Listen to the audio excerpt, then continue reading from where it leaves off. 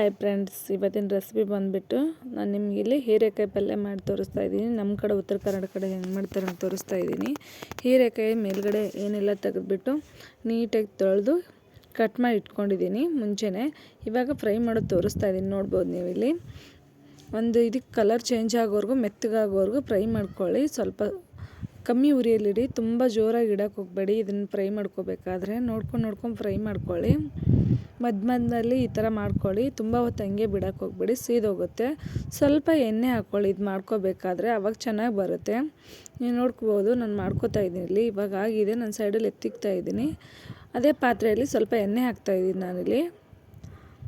ಪಾತ್ರೆ ಸ್ವಲ್ಪ ಕಾದ್ಮೇಲೆ 3 ಇಂದ 4 ಸ್ಪೂನಷ್ಟು ಎಣ್ಣೆ ಹಾಕ್ತಾಯಿದ್ದೀನಿ. ಎಣ್ಣೆ ಸ್ವಲ್ಪ ಬಿಸಿ ಆಗಬೇಕು. 1-2 ಸೆಕೆಂಡ್ ಬಿಟ್ಬಿಡಿ ಹಂಗೆ ಬಿಸಿ ಆಗೋಕ್ಕೆ. ಬಿಸಿ ಆದ ಕೂಡಲೇ ನಾನು ಜೀರಿಗೆ ಹಾಕ್ತಾಯಿದ್ದೀನಿ, ನೋಡ್ಬೋದು ನೀವು ಇಲ್ಲಿ. 1 ಸ್ಪೂನಷ್ಟು ಜೀರಿಗೆ ಹಾಕ್ಕೋತಾ ಇದ್ದೀನಿ. ಅದು ಚಟಪಟ ಅಂತ ಸಿಡಿಯೋಕ್ಕೆ ಬಿಟ್ಬಿಟ್ಟಿದ್ದೀನಿ 1-2 ನಿಮಿಷ. ಆಮೇಲೆ ನಾನು ಸಾಸಿವೆ ಹಾಕ್ಕೋತಾ ಇದ್ದೀನಿ.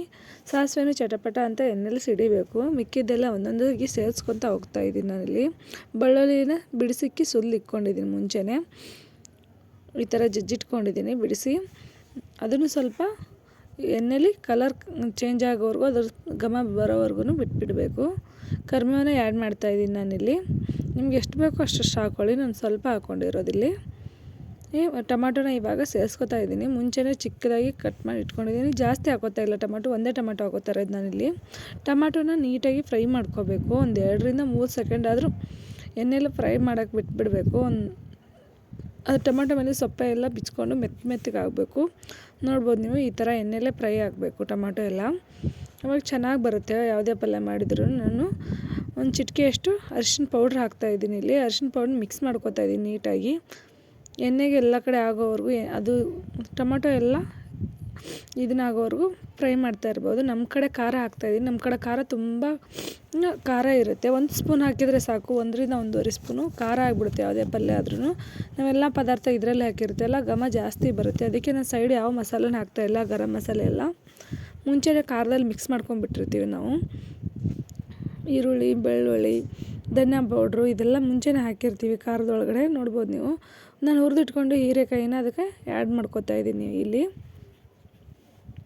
ಆ್ಯಡ್ ಮಾಡಿಕೊಂಡು ಮಿಕ್ಸ್ ಮಾಡ್ಕೊತಾ ಇದ್ದೀನಿ.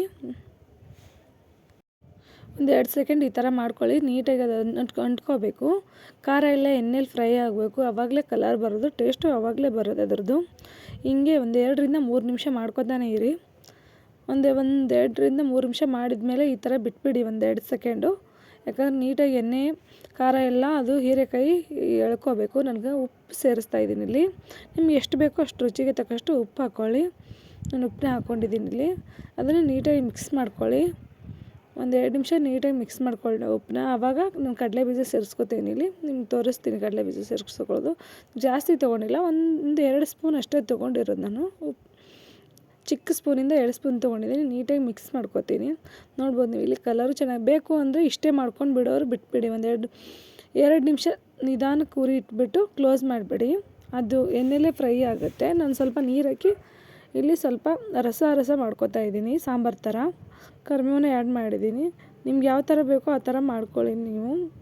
ನಾನು ಸ್ವಲ್ಪ ನೀರು ಹಾಕಿ ಸಾಂಬಾರು ಥರ ಮಾಡ್ಕೊತಾ ಇದ್ದೀನಿ ಇಲ್ಲಿ. 3-4 ನಿಮಿಷನಾದರೂ ನೀಟಾಗಿ ಕುದಿಬೇಕದು ಚೆನ್ನಾಗಿ.